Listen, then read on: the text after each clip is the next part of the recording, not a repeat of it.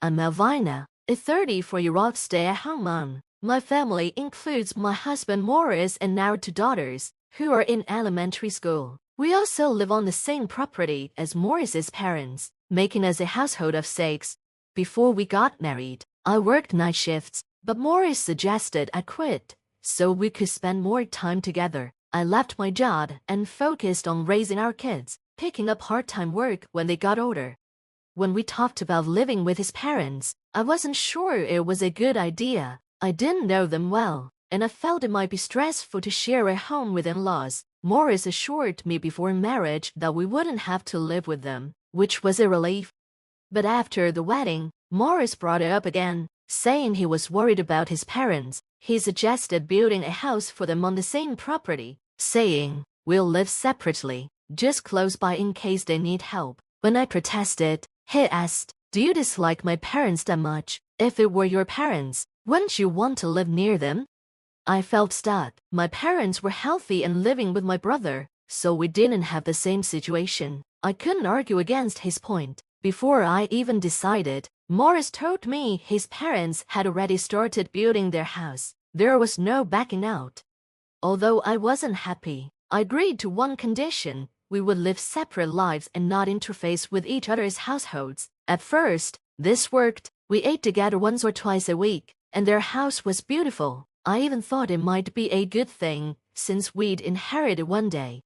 But I was wrong. My mother-in-law started breaking our agreement. At first, it was small things, like visiting once or twice a week to ask for help. She'd say things like, "My back hurts, can you carry this?" Or, "I'm not feeling well, can you make dinner?" These requests seemed reasonable at first, but they slowly became more frequent and intrusive.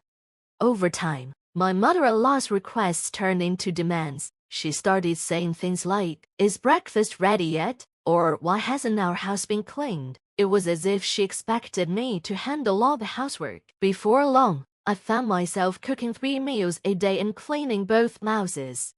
Morris stayed silent about the situation, but my father-in-law would sometimes apologize. He'd say, "I'm sorry we ask so much of you," and occasionally offer me snacks as a small gesture of kindness.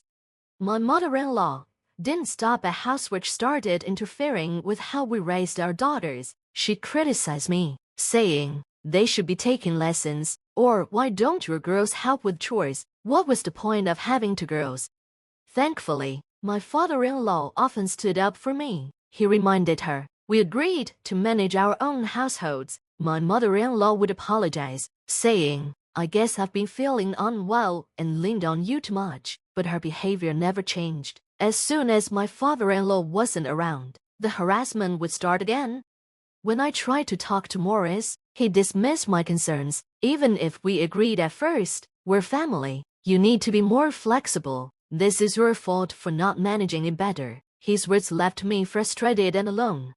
One day, my mother-in-law suddenly collapsed at home. We called an ambulance, but she passed away from a seizure. I couldn't tell anyone, but part of me felt relieved that the harassment was over. My father-in-law, on the other hand, had always been kind. I did my best to take care of him after my mother-in-law's passing. He often thanked me, saying, "I'm sorry for breaking our agreement. I can't manage the housework alone. Thank you for everything." My daughters adored their gentle grandfather, and we had peaceful days together for a while. Sadly, this peace didn't last long. A few months later, my father-in-law collapsed too. Although he survived, he became bedridden and needed constant care. When we discussed his care, my father-in-law suggested going to a nursing home, saying he didn't want to be a burden. But Morris immediately objected. "Don't say that, Dad. Families should take care of each other. Nursing homes are only for when there's no other choice." Morris surprised me by saying that I was okay with taking care of his father. I did care about my father-in-law and wanted to help, but taking care of him full-time at home was a big challenge. I had young kids to look after, and Morris didn't plan to help. I couldn't tell my father-in-law how hard it would be, so I agreed to care for him. Taking care of my father-in-law turned out to be a lot of work. I had to help him with meals, bathroom visits, and bathing. He was a strong man, but as a woman, it was sometimes uncomfortable for both of us. Every day, I took care of the kids' schoolwork, made breakfast, cleaned, cared for the kids after school, and cooked dinner, all while looking after my father-in-law. By the end of the day, I was completely exhausted. Morris, instead of helping, started spending even less time at home, saying he had work, he'd be away for days, only coming home 2 or 3 times a week because I never knew when he'd be home. I struggled to prepare dinner on time. If I was too tired to make a big meal, Morris would get angry, saying, "I'm working so hard, and this is the thanks I get." When I asked him for help with the house or his father, he said, "We're a full-time homemaker. Taking care of my father is your job." This difficult situation went on for 3 years as my daughters grew older. They started helping with housework and caring for their grandfather, which made things a little easier. Chantal helped with cooking and cleaning, and Jenny would gently ask her grandfather, "Does that feel good, Grandpa?" I was so thankful for my kind daughters. One day, Morris accidentally left his phone at home. I knew I shouldn't, but I couldn't resist looking at it. I easily unlocked it because the password was his birthday. What I found shocked, Morris had been having an affair since I started taking care of his father, and they even had a child together. The text showed that Morris was also financially supporting his mistress, even though he told me he was saving money for our children's future. The messages got worse. In one of them, he said, "My kids are already in elementary school, so they're not cute anymore. Taking care of the old man is a pain, but thank God for my wife. It's a waste of money to put him in a care facility, but having my wife do it is free. I have to make use of free labor." I couldn't believe what Morris was saying. He was mocking me and our children. Normally, I would have stayed quiet until I had all the proof, but I was so angry I couldn't hold it in. As soon as Morris got out of the bath, I shoved his phone in his face and demanded to know what was going on. At first, he seemed shocked, but quickly regained his confidence. He looked at me with disgust and said, "You've lost your femininity since we had our kids. You stopped wearing makeup, and your clothes are just for comfort. After breastfeeding our second child and falling asleep with your mouth open, I don't find you attractive anymore. And taking care of my dad made it worse. We're not even a middle-aged woman anymore. We're more like a middle-aged man." His cruel words stung, but he didn't stop. My girlfriend, on the other hand, always looks good and takes care of herself, even after having a child. He continued coldly, "I'm not planning on divorcing you just for appearance sake, but my love is for her and our child. Once my dad is gone, and the kids are adults, I plan to kick you out and live with her in this house." His words made me feel worthless, even though he seemed to care for the kids a little. It was clear he thought of me as nothing. Tears filled my eyes, and I couldn't stop them. I said, "I try to look good. I really do, but you don't help with the kids or housework at all. I'm doing everything, taking care of the kids, the house, and your father. I'm doing it all by myself. And you're criticizing me for not looking beautiful. If you wanted me to look nice, why didn't you help out?" But he just replied, "That's not true. Look at other women. They stay beautiful while raising their kids. You're just not efficient. You're a stay-at-home mom, so you have no right to complain. I'm the one bringing in the money." He sneered at me. "If you don't like it, you can divorce me. But you know, for a woman in her 30s, your job options are limited. You really think you can raise our kids with just alimony and compensation from me?" His words hit me like a punch in the stomach. I was left speechless. I thought about the kids and felt like I couldn't leave. He said, "You won't leave. If you care about the kids, you'll take care of my father until the end. After that, you'll work as my housekeeper. Don't worry, when the kids grow up, they'll help you. So, you'd better be good to them." After Morris went into his room with a smug smirk, I stood there, stunned, unable to move. Eventually, I pulled myself together and went to take care of my father-in-law. I tried to act like everything was fine, but it was obvious something was wrong. My father-in-law noticed and asked if something was bothering me. I tried to brush it off, but I couldn't hold back my tears and ended up telling him everything. After listening to me, he said, "Alvina, I have something for you. Can you come back in a few hours?" I agreed, and when I returned later, He handed me a piece of paper with someone's contact details on it. He told me to contact this person and said, they know everything. I should be the one taking action, but with my health, I can't do much. He smiled warmly.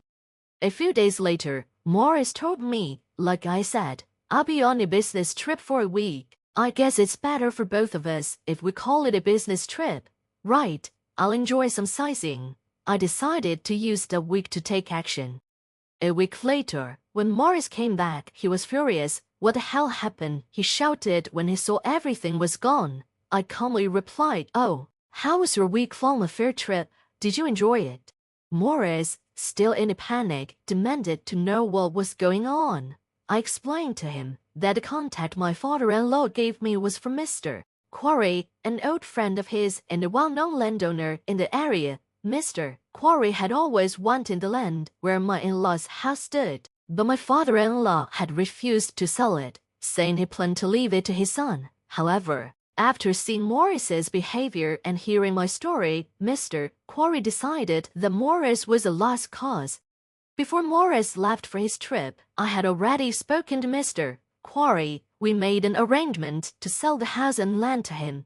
Mr. Quarry was willing to pay a much higher price than the market rate because he had wanted the land for a long time. During the week Morris was away, the house was demolished. My father-in-law had asked Mr. Quarry if it would be possible to do the demolition while Morris was gone, and Mr. Quarry agreed. So, when Morris came back, he found an empty lot where the house used to be. We planned to build a new house using the money my father-in-law got from selling the land and the old house. When Morris found out, he tried to convince me to come back to him. He said, but you're unemployed, right? Even if Dad builds a new house, you won't be able to live comfortably without my income. It's going to be tough for you. I replied, don't worry about that. I was a bit concerned, but my father-in-law and Mr. Quarry have helped me. I actually got a job offer from a company run by an acquaintance who's looking for employees. Then, I asked Morris, shouldn't you be more worried about yourself? He asked, what do you mean?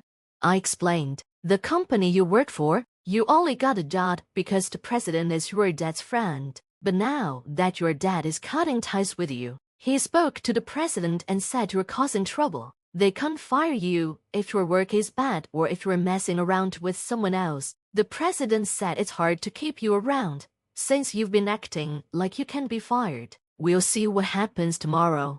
I heard silence on the other end of the line before he tried to backpedal. He said, well, maybe I said some things out of anger before, but that doesn't mean I was serious. We're family. We should stick together. Can't you talk to Dad and fix things? I told him, my family now is my daughters and my father-in-law. Goodbye. Then I hung up.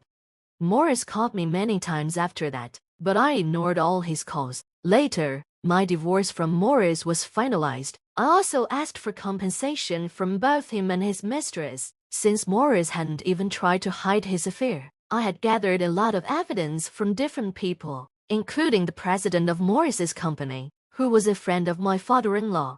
It turned out that the affair wasn't the only problem. Morris had been stealing money from his company to fund his double life. He was fired from his job and is now being sued for the money he took. Morris lost both his home and his job. He tried to move in with his mistress, but she dumped him when she realized he had no money. On top of that, he was already paying child support. Now, Morris spends his day searching for a job while juggling multiple part-time jobs just to pay off his debts and child support. As for me, I plan to live with my daughters and my father-in-law in a fully leased house until we move into the house my father-in-law is building for us. When he offered to build the house, he said, I'm moving into a care facility. I want you and your daughters to live here happily. Alvina, I replied, what are you talking about? Dad, we're family. And the girls would be sad. Let's live together. Hearing this, my daughters also took their grandfather's hand and said, we want to live with Grandpa.